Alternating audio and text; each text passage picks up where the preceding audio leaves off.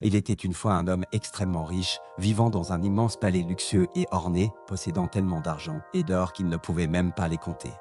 Il avait toujours imaginé que le bonheur et le confort résidaient entièrement dans l'argent, et que tant qu'il en aurait, il pourrait tout acheter et satisfaire tous ses désirs, devenant ainsi l'homme le plus heureux du monde. Il pensait que ceux qui n'avaient pas d'argent étaient forcément malheureux et insatisfaits de leur vie.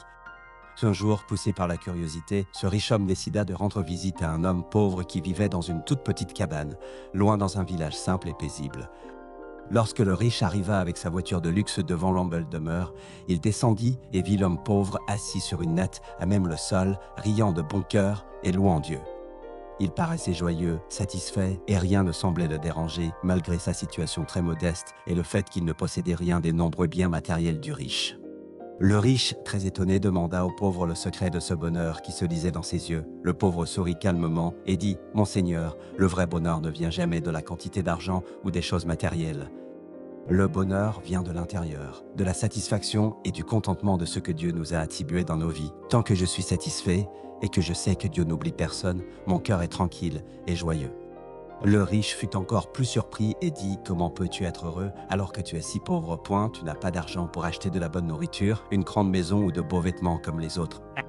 Qu'est-ce qui te rend joyeux alors que tu ne possèdes rien ?» Le pauvre répondit avec assurance « Je possède tout ce dont mon cœur a besoin pour être heureux. J'ai une petite maison qui me protège du froid et de la chaleur, et c'est une grande bénédiction. J'ai une femme bonne et qui m'aime sincèrement, et c'est un trésor inestimable. J'ai aussi de jeunes enfants qui remplissent la maison de rire, de jeux et de joie, et c'est le plus grand bonheur du monde. Je remercie Dieu chaque jour pour ses bienfaits, et je ne regarde pas ce que je n'ai pas.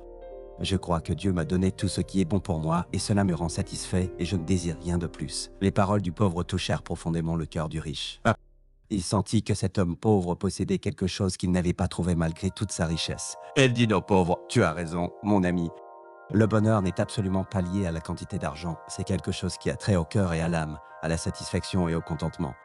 Je vais retourner à mon palais maintenant, mais je te promets que je vais essayer de changer ma façon de penser et ma vision de la vie. Je dois apprendre à être satisfait et heureux de ce que Dieu m'a donné. » Le riche retourna à son palais en pensant aux paroles du pauvre tout le long du chemin.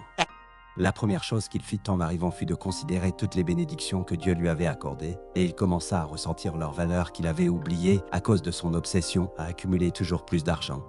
Et il commença à remercier sincèrement Dieu pour le grand palais dans lequel il vivait, pour la nourriture abondante qu'il avait, pour sa santé et pour la générosité de Dieu envers lui. Le riche commença à changer progressivement sa routine. Son seul souci n'était plus d'amasser de l'argent. Il commença à accorder plus d'attention à sa famille et à passer de meilleurs moments avec elle. Il commença à faire l'aumône aux pauvres et aux nécessiteux avec un cœur compatissant, et il se réjouissait de voir la joie dans leurs yeux. Il commença à regarder les gens autour de lui, non pas de haut, mais avec humilité et respect. Il commença à apprécier les choses simples de la vie, comme un moment agréable avec ses enfants, une parole gentille de sa femme ou la beauté de la nature. Avec le temps, la vie du riche changea réellement. L'argent était toujours là, mais il n'était plus tout. Son cœur devint plus calme et plus serein. Il commença à ressentir une joie véritable qu'il n'avait jamais éprouvée lorsqu'il était seul au milieu de sa richesse. Il apprit que le vrai bonheur ne réside pas dans la quantité d'argent, mais dans la satisfaction de ce que Dieu a attribué, dans les bonnes relations avec les gens et dans le sentiment de gratitude pour les bénédictions de notre vie. Le riche réalisa enfin que les trésors du monde n'achètent ni la tranquillité d'esprit, ni le vrai bonheur qu'il avait trouvé chez l'homme pauvre qui ne possédait que peu, mais dont le cœur était rempli de contentement. Pour ne rien manquer de nos prochaines vidéos, abonnez-vous, activez la cloche.